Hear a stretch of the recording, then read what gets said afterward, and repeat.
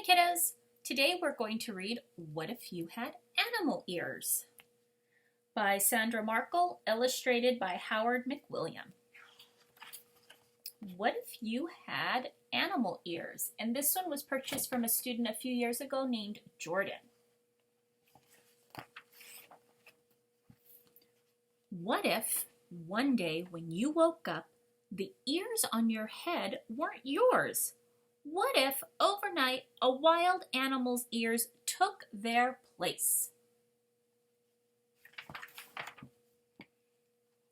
Jackrabbit.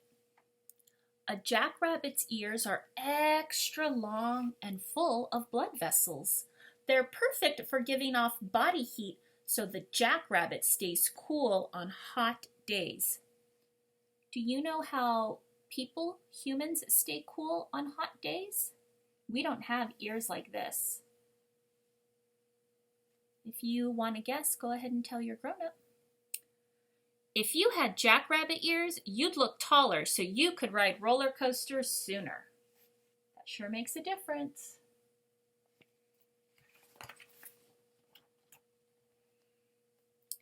Tasmanian devil. A Tasmanian devil's normally pale pink ears blush red when it's excited or upset, like when it's fighting other devils for food or when a predator like an owl flies close. Fact, a Tasmanian devil's keen hearing can detect sounds as much as half a mile away. If you had Tasmanian devil ears, you'd never mess a secret, but your ears would always give away if what you heard upset you. Eurasian red squirrel. Any guesses what continent the Eurasian red squirrel comes from? Go ahead and tell your grown-up. A Eurasian red squirrel's ears change with the seasons. Its ear tufts, like its fur coat, grow thicker and longer just in time for the cold winter weather. Why do you think it would grow thicker and longer as the weather gets colder? Go ahead and tell your grown-up. Eurasian red squirrels are born naked. They don't get their first fur coat and ear tufts until they are about 21 days old. Here are some baby ones.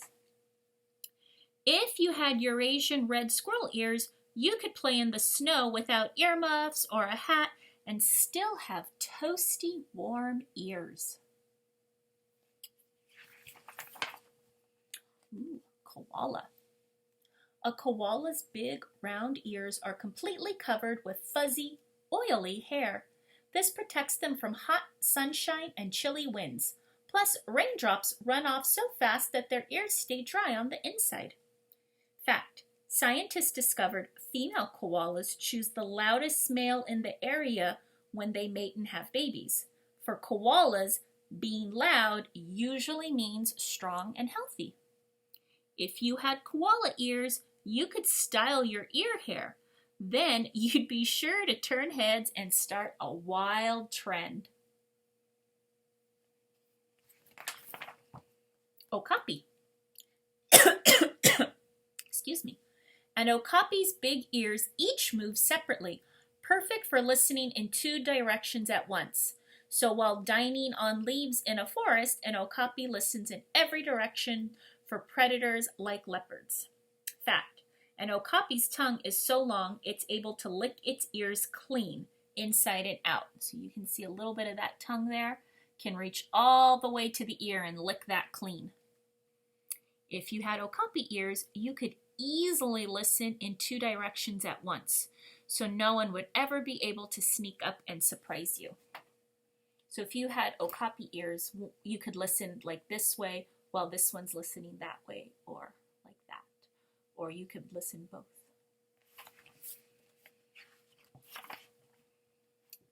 Townsend's big-eared bat. A Townsend's big-eared bat's ears make tiny sounds louder. This way they can hear flying moths and mosquitoes, even when they can't see them, which helps with night hunting. Once close, this bat uses its wings and tail to sweep the insect out of the air and into its mouth. Fact, While flying, a Townsend's big-eared bat makes high-pitched noises and listens for echoes. That's how it senses buildings and trees to avoid crashes.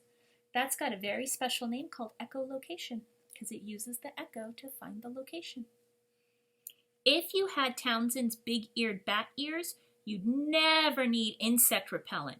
You'd hear mosquitoes in time to catch them or swat them away.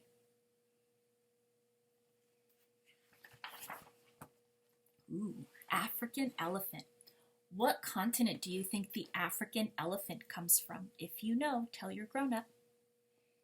An African elephant has the world's biggest ears. Each ear is as big as 6 feet long, that's taller than me, and 4 feet wide. Besides giving off body heat, they flap so elephants can create their own cool breeze. Fact, African elephants make and hear very deep rumbles. These sounds are below what human ears can hear, but an elephant can hear another elephant more than 2 miles away. That's very far. If you had elephant ears, you'd never need a windy day to launch a kite. You could just flap your ears. You could make your own wind for your kite. Great horned owl. A great horned owl's outer ears are just holes surrounded by feathers. The right opening is slightly higher than the left.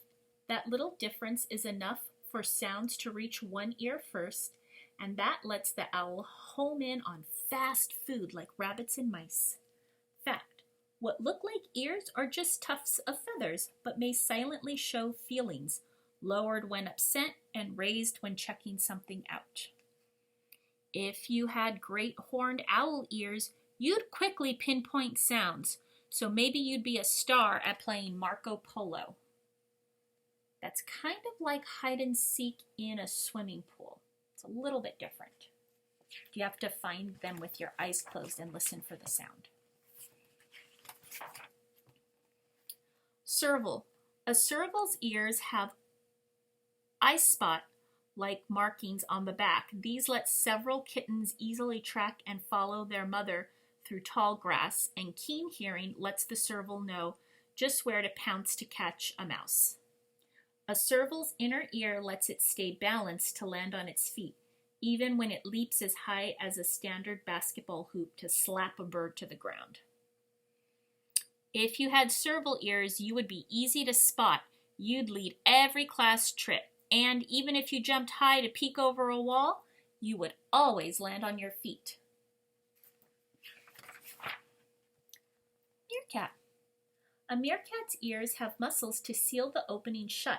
That's great for keeping their ears clean while they dig up food like beetle grubs or mole rats. Fact, meerkats bark different alarm calls for predators on the ground and in the air. Hearing the ground alarm sends meerkats running. The other makes them freeze so they're harder to spot from above. If you had meerkat ears, your ears would always stay clean, even when you played in the mud. I think your parents would appreciate that too. Wild animal ears could be fun for a while, but you don't need your ears to cool off or stir up a breeze, and you never use your ears to find your dinner or stand out in a crowd. If you could keep wild animal ears for more than a day, which kind would be right for you?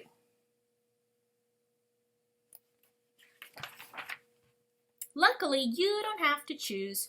Your ears will always be people ears. They'll be what you need to hear music playing, birds chirping, and people talking. Plus, they'll be just what you need to hold back your hair or prop up your glasses. What's special about your ears? And keep your ears healthy.